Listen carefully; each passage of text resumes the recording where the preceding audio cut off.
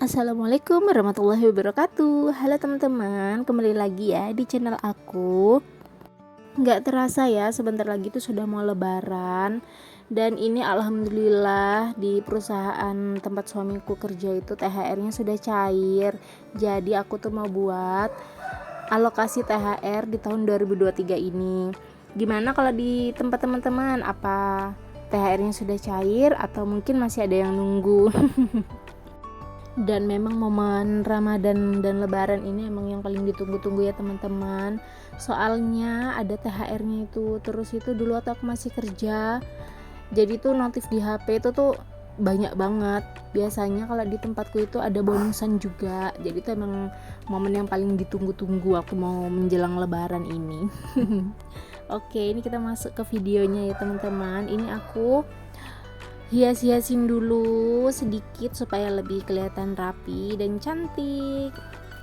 Oh iya, sebelumnya aku mau disclaimer dulu ya teman-teman. Aku di sini nggak ada sama sekali niat buat sombong, ria, apalagi menggurui teman-teman. Di sini tuh aku cuma mau sharing-sharing dan berbagi tips alokasi THR yang aku buat. Terus ini aku buat alokasi THR baru pertama kali ya teman-teman. Soalnya tahun-tahun sebelumnya tuh aku nggak ada buat. Jadi tuh baru aku buat di tahun 2023 ini. Kenapa sih kok harus bikin alokasi THR segala? Ribet banget. Jadi ya teman-teman, menurutku pribadi sih kalau kita bikin alokasi THR kayak gini tuh uang THR yang masuk ke kita tuh jadi terstruktur, terus jelas pengeluarannya tuh kemana-mana aja, pos-posnya tuh di mana-mana aja, terus uang yang kepake tuh berapa kayak gitu. Kalau misalnya kita ndak buat alokasi kayak gini, takutnya misalnya kita tuh jor-joran makainya, terus beli ini beli itu nggak di budgeting, nanti itu kepake uang gaji yang harusnya uang gaji itu buat kebutuhan sehari-hari untuk budgeting keseharian, malah kepake untuk ke THR-nya ini, kebutuhan lebaran kayak gitu. Aku dapat inspirasi buat alokasi dana THR ini juga dari YouTube ya teman-teman. Aku buka YouTube terus tuh aku lihat YouTube teman-teman yang lain, menurutku itu bagus. Kalau misalnya kita buat alokasi THR kayak gini, jadi dana THR yang masuk itu jelas, terus kitanya ujung-ujungnya tuh jadi ndak keteteran kayak gitu.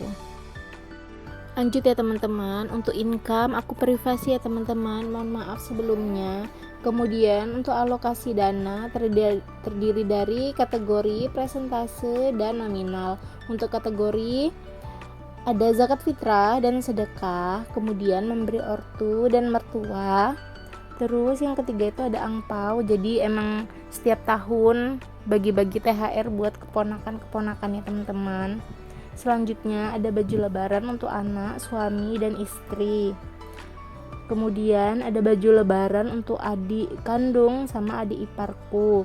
Jadi kalau misalnya teman-teman lebarannya ndak mudik atau di rumah aja, dana ini bisa dialokasikan buat kue-kue kayak gitu ya teman-teman. Selanjutnya ada untuk mudik, kemudian untuk dana darurat dan tabungan. Untuk dana darurat ini penting memang teman-teman ya, harus kita sisihkan, soalnya kan kita nggak tahu apa yang akan terjadi. Siapa tahu tiba-tiba mungkin ada ban bocor pas dalam perjalanan mudik atau bagaimana kayak gitu. Untuk tabungan ini disisihkan juga ya teman-teman, jadi tuh supaya kita tuh tetap punya tabungan walaupun ini dari dana THR, nggak perlu banyak-banyak, yang penting ada. Kemudian untuk zakat fitrah dan sedekah ini aku alokasikan 5% ya teman-teman. Jadi nominalnya 350.000. Untuk zakat fitrah di daerahku biasanya dalam bentuk uang itu 45.000 ya teman-teman. Dan untuk sedekahnya ini aku dalam bentuk infak penghasilan 2,5% ya teman-teman yang aku keluarkan.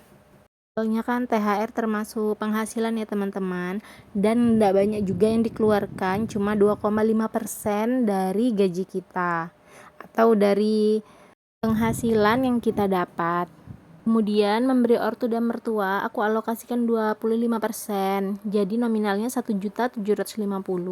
Untuk angpau 30%, 2.100.000. Ini agak banyak teman-teman, soalnya emang keponakanku juga agak banyak. Selanjutnya baju lebaran, anak, istri dan suami 10%, jadi 700.000. Kemudian baju lebaran untuk adik dan adik ipar 7% sebesar 490.000. Untuk mudik 10% sebesar 700.000. Untuk mudik ini biasanya untuk bensin ya teman-teman. Kemudian dana darurat 10% 700.000 dan tabungan 3% sebesar 210.000. Ini sedikit tips dari aku ya teman-teman. Jadi yang pertama itu belilah sesuai kebutuhan kalian. Jadi kalau emang kira-kira nggak diperlukan nggak usah dibeli. Kalau memang di rumah masih ada ya nggak perlu dibeli kayak gitu. Jadi beli apa aja yang memang benar-benar dibutuhkan. Terus yang kedua itu ada, jika memungkinkan gunakan barang atau pakaian yang lama. Jadi misalnya baju kalian yang tahun kemarin ternyata masih bagus dan bisa dipakai buat tahun ini 2023, ya nggak apa-apa dipakai itu aja. Jadi nggak perlu beli baju yang baru. Atau misalnya toples buat kue-kue itu masih bagus yang tahun lalu, nggak usah juga beli toples yang baru buat di tahun ini kayak gitu ya teman-teman. Cuma biasanya kalau untuk anak-anak pengen beli baju baru ya nggak apa-apa. Kalau untuk ibu bapaknya kan bisa pakai baju yang lama aja. Selanjutnya, buat alokasi dana agar tidak keteteran.